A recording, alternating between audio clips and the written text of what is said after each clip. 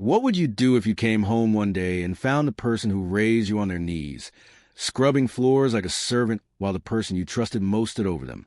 Before we dive into this story, please hit that like button, share this with someone who loves powerful stories, and subscribe to Viral Tales. We want to hear from you too. Drop a comment and tell us where you're watching from. We love hearing from our viewers all around the world. Now let's begin. Marcus Chun had been away for 3 weeks. 3 long weeks of meetings in other cities, signing papers, shaking hands with people in expensive suits. He built his company from nothing, working day and night until his name meant something. Now he was rich, very rich. But money never changed how he felt about one person, Helen Carter, the woman who found him when he was 7 years old, alone and scared in a shelter. She took him home. She fed him. She taught him to read. She stayed up late helping him with homework. She believed in him when nobody else did. She was not his real mother, but she was the only mother he ever knew. Tonight, Marcus was coming home early. He wanted to surprise everyone. His driver dropped him at the tall glass building where he lived at the very top. The doorman smiled and opened the door. Marcus rolled his suitcase across the shiny marble floor to the elevator. He pressed a button for the penthouse. The elevator hummed as it carried him up into the sky. When the doors opened, Marcus stepped into his home, but something felt wrong. The air was too quiet, too still. It smelled like cleaning soap and lemon. He loosened his tie and stood there listening. Then he heard it, water running somewhere down the hall, and a soft sound. Someone was humming a tune he knew from long ago. A tune Helen used to hum when she cooked dinner or folded his clothes. Marcus walked slowly toward the kitchen. His heart started beating faster. He did not know why. When he reached the doorway, he stopped and looked inside. His breath caught in his throat. There was a woman standing at the sink. She wore an old gray uniform, the kind maids wear. Her back was to him. She was scrubbing a pot with a rough sponge. Her hands moved in circles, over and over. Steam rose from the hot water. Then she turned her head just a little, and Marcus saw her face. Helen, his mother, the woman who raised him, the woman who deserved everything good in the world. She was dressed like a servant in his own home. Marcus did not move. He could not. He just watched. Then he saw it. A white bandage wrapped around her left wrist. And something else. A dark purple bruise on her neck, just above her collar. She moved stiffly, like her body hurt. She turned off the water and dried her hands on a towel. Her fingers were shaking. Then a voice cut through the air, sharp and cold. Helen, the living room floor. I need it cleaned again before tomorrow. We have guests coming. No streaks this time. It was Sarah, Marcus's fiancée, the woman he was supposed to marry in 6 months. Her voice sounded like a boss talking to someone beneath her, not like someone talking to family. Helen's shoulders dropped. She whispered something Marcus could not hear. Then she picked up a bucket and a towel and walked toward the living room on tired legs. The bucket handle rattled in her hand. Marcus felt his chest go tight. His hands curled into fists. He stepped back behind the wall so they would not see him. The clock on the wall ticked loudly. Each second felt like a hammer. That bruise, that bandage, the way Helen moved like she was afraid. It burned in his mind. A moment later, Helen saw him standing in the hallway. Her eyes went wide. Then she smiled, but the smile came too fast, too fake. "Marcus, you are home," she said softly. She wiped her hands on her uniform. "Why did you not call? I would have made dinner." He stared at the bandage on her wrist. "What happened to your hand?" Helen looked down. "Oh, this... Nothing. I am just clumsy. The floors get slippery when I clean them."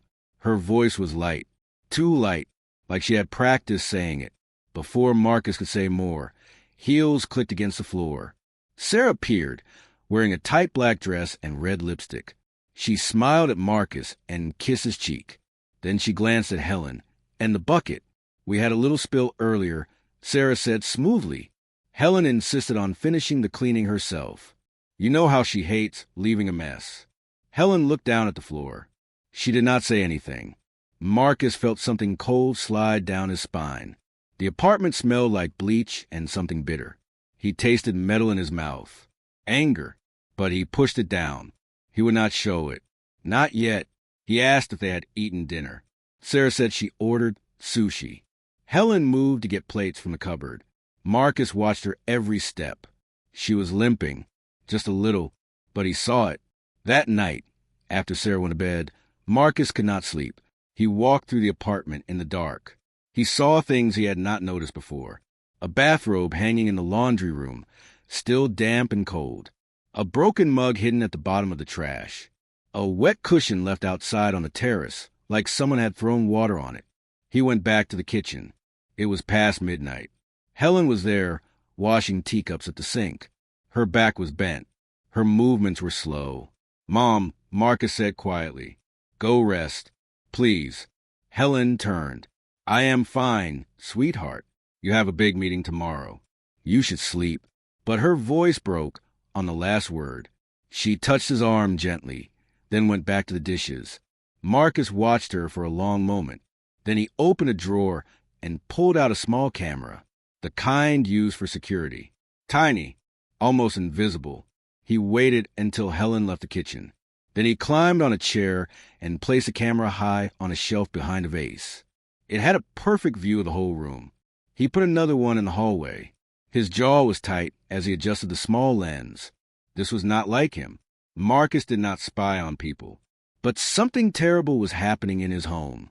He could feel it in his bones. And he needed to know the truth. He stood alone in the dark apartment, listening to the hum of the city outside. The home he built did not feel like his anymore. It felt borrowed, like he was a stranger. Tomorrow, he told himself. Tomorrow I will see what is really happening. Tomorrow I will know. But deep down, part of him already knew. And it made his heart hurt in a way money could never fix. Morning came with bright sunlight pouring through the tall windows. Marcus poured himself coffee and waited. He had barely slept. His eyes felt heavy, but his mind was sharp. The tiny camera blinked softly from behind the kitchen vase. A small red light, on and off, recording everything. Helen moved quietly through the apartment, folding towels and straightening pillows. She moved like a ghost, careful, silent, like she was afraid to make noise. Marcus watched her from the corner of his eye. Every movement she made seemed painful. Sarah walked in wearing a silk robe. Her perfume was so strong it filled the whole room. She stretched and yawned. "You are up early," she said to Marcus. "I told Helen to polish the silverware before noon. We might have people over this weekend." Marcus said nothing. He just nodded. His face showed nothing, but inside his heart was pounding. Helen reached for a tray on the counter. Her hands shook. The bruise on her arm had gotten darker overnight. It was purple and yellow now. Ugly. When Sarah walked past her, she bumped Helen's shoulder. Hard. Helen stumbled a little and grabbed the counter. She did not say anything. She just kept her head down. Marcus spoke softly. "Mom, come sit down. Eat something with me." Helen looked up. Her eyes were tired. "After I finish the chores," she whispered, like she was asking permission. The smell of coffee mixed with furniture polish. The air felt heavy, thick, like something bad was hiding just under the surface. Sarah scrolled through her phone, pretending not to notice anything. But Marcus saw the tiny smile on her lips. It made his stomach turn. By noon, Marcus had to leave for a business meeting.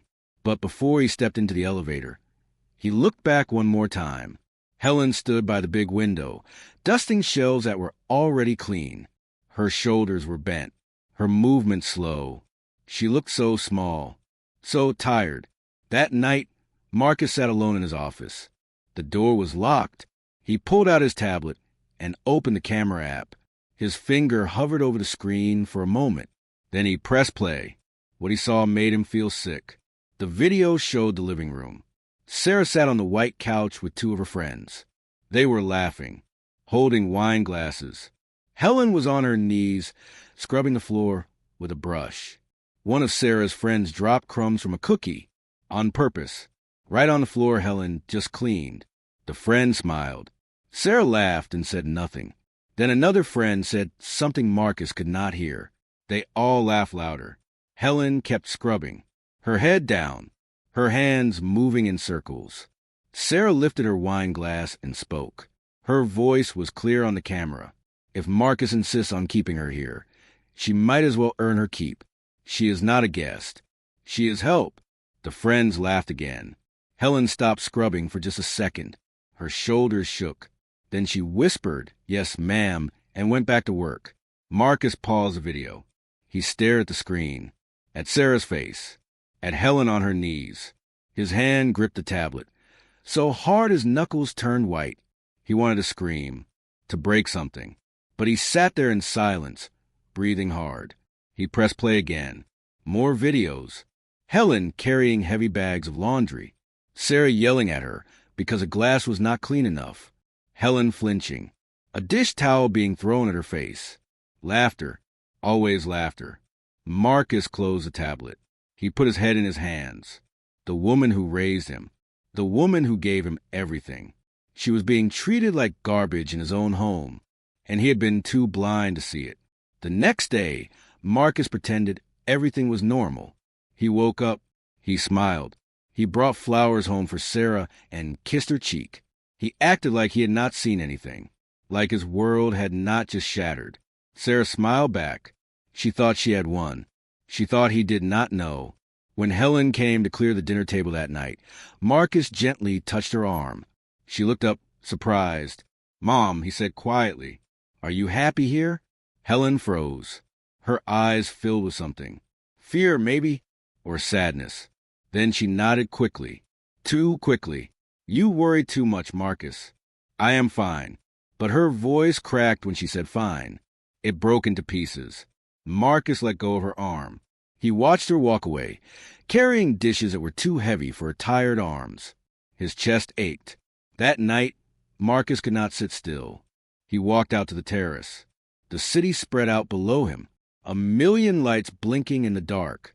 Behind him, the apartment was silent, too silent. He pulled out his phone and opened the camera app again. He watched Helen carrying laundry. He watched Sarah shouting. He watched a towel hit the floor. He watched Helen pick it up without a word. He pressed pause. His jaw was tight. His eyes burned. Tomorrow, he thought. Tomorrow I end this. He called his assistant. "Plan a dinner," he said. "Tomorrow night. Make sure everyone important is there." His assistant asked questions. Marcus gave no answers. He just said, "Make sure everyone comes." After he hung up, he stood on the terrace in the cold night air. Behind him, he heard it again, that soft humming. Helen's voice floating through the apartment. The same tune from when he was a boy, but now it sounded broken, tired, sad. Marcus closed his eyes. He had not heard that song in years. It used to make him feel safe. Now it made him want to cry. "Tomorrow," he whispered to the night. "Tomorrow I make this right." He did not know exactly how, but he knew one thing. Sarah would pay for what she did, and Helen would never scrub another floor again. The next evening, the penthouse glowed with soft golden lights. Candles flickered on the long dining table. Everything looked perfect. The silverware was lined up perfectly. Crystal glasses sparkled. White roses sat in tall vases. It looked like a magazine photo. Beautiful, expensive, cold. Marcus arrived first. He wore a dark suit. His face was calm, but inside, every part of him was on fire. Every nerve, every muscle. He had not slept again. He spent the whole night watching the videos over and over. Each time, the anger grew hotter, but he kept it buried deep where no one could see it. Sarah walked in wearing a long white dress. She looked like a princess. Her hair was perfect. Her makeup was perfect. Everything about her looked perfect on the outside. She smiled and touched Marcus's arm. Finally, a real dinner party. She said, "You have been so distant lately, Marcus." I was starting to worry. Marcus smiled back. "Just work," he said. "Nothing to worry about." Guests started arriving. 2 men from Marcus's company. Successful, rich. They shook his hand and talked about business. Then Sarah's 2 friends came in. The same ones from the video. The ones who laughed while Helen scrubbed the floor. They wore fancy dresses and fake smiles. Then Helen appeared. She stood in the doorway wearing a plain gray dress, the same dress she wore when she scrubbed floors. Her eyes looked confused, scared. She did not understand why she was there. Sarah turned and saw her. Her smile froze for just a second. Then she forced it back.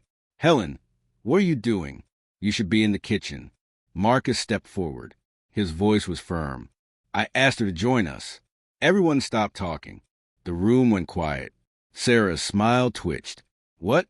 Marcus walked to Helen and pulled out a chair at the table, right next to his own seat. He looked at Helen and spoke gently. "Mom, sit here. You belong at this table." Helen's eyes filled with tears. She shook her head. "Marcus, I cannot. I should not." "You can," Marcus said. "And you will. Please." Helen sat down slowly. Her hands were shaking. She looked around at all the fancy people and fancy food. She looked like she wanted to disappear. Sarah laughed. A sharp, fake laugh. "Marcus, what are you doing? This is ridiculous." Marcus said nothing. He just looked at her. His eyes were cold. So cold that Sarah stopped laughing. Dinner began. People talked. They ate. They pretended everything was normal. But the air felt strange. Heavy, like a storm was coming. Helen barely touched her food. She kept her head down. Sarah kept glancing at Marcus, trying to read his face. But he gave her nothing.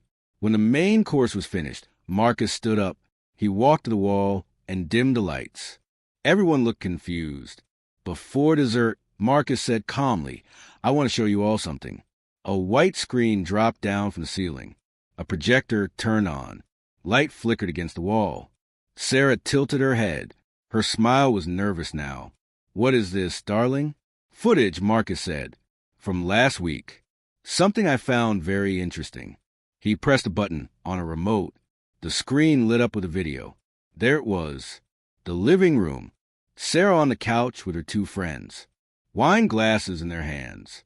And Helen, on her knees, scrubbing the floor. The room went silent. No one moved. No one breathed.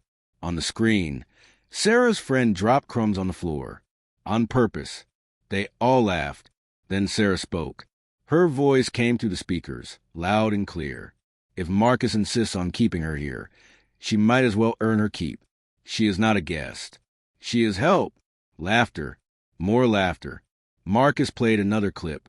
Sarah throwing a towel at Helen's face. Sarah yelling because a dish was not perfect. Helen flinching. Always flinching. Sarah jumped to her feet. Her face went red, then white. "Marcus, turn it off. Turn it off right now." But Marcus did not turn it off. He let it play, clip after clip. The room watched in silence. Sarah's friends looked at the floor. The businessmen looked shocked. One of them shook his head. Sarah's hands were shaking. She looked around the room. Everyone was staring at her. Her mask was gone. The perfect smile. The perfect face. All gone. What was left was ugly, mean, cruel. Marcus finally turned off the projector. He stood in the dim light and looked at Sarah. His voice was quiet, but it cut like a knife. "This woman," he said, pointing to Helen, "raised me. She found me when I had nothing. She fed me. She loved me. She gave me everything. And you," he looked at Sarah, "treated her like dirt. In my home, in front of your friends. You hurt her. You humiliated her. You made her scrub floors while you laughed." Sarah opened her mouth, but no words came out. Marcus continued, "I loved you. I trusted you. I was going to marry you. But you are not the person I thought you were. You are cruel. You are cold. And I will not have someone like that in my life."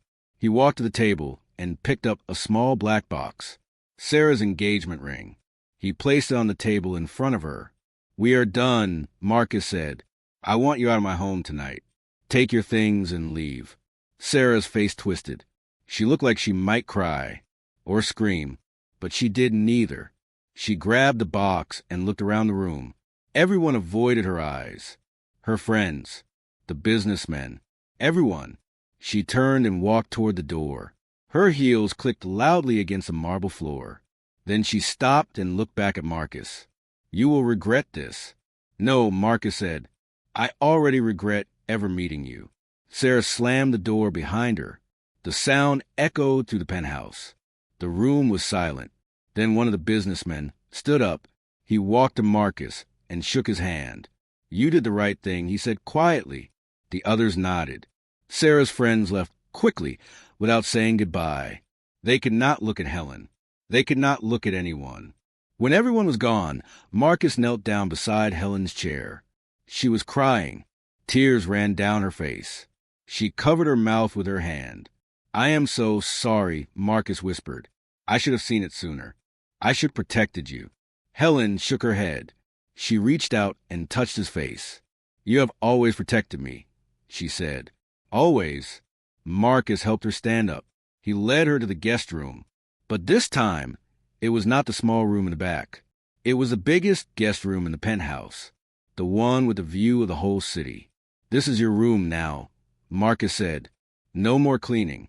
No more uniforms. You are not a maid. You are my mother, and you will be treated like the queen you are." Helen cried harder, but this time they were happy tears. Marcus hugged her. He held her tight like he did when he was a little boy, and she read him stories before bed. Over the next few weeks, things changed. Helen started smiling again, really smiling. Not the fake smile she used to hide her pain. Marcus hired a real housekeeper, someone kind, someone who treated Helen with respect. Helen spent her days reading books and drinking tea by the window. She planted flowers on the terrace. She laughed again. Marcus came home every night. Not late, not after midnight. He came home for dinner, and they ate together. They talked. They told stories. The penthouse felt warm again. It felt like home. One evening, Marcus found Helen humming that old tune again, the one from when he was a boy. But this time it did not sound sad. It sounded light, happy, like a bird singing. He stood in the doorway and watched her. She was watering her flowers. The sunset painted the sky orange and pink behind her. Helen turned and saw him. She smiled. "Are you just going to stand there? Or are you going to help me with these flowers?" Marcus laughed. He walked over and took the watering can from her hands. "Thank you," Helen said softly. "For what?" Marcus asked. "For seeing me," she said. "For saving me." Marcus shook his head. "You saved me first, Mom. A long time ago. I was just returning the favor." They stood there together on the terrace, watching the sun go down over the city. The city Marcus had conquered, the city where he built his empire. But none of it mattered. Not the money, not the buildings with his name on them, not the power. What mattered was standing right beside him, the woman who taught him what love really means, the woman who never gave up on him, the woman who, no matter how rich or powerful he became, would always be his mother, and he would never let anyone hurt her again.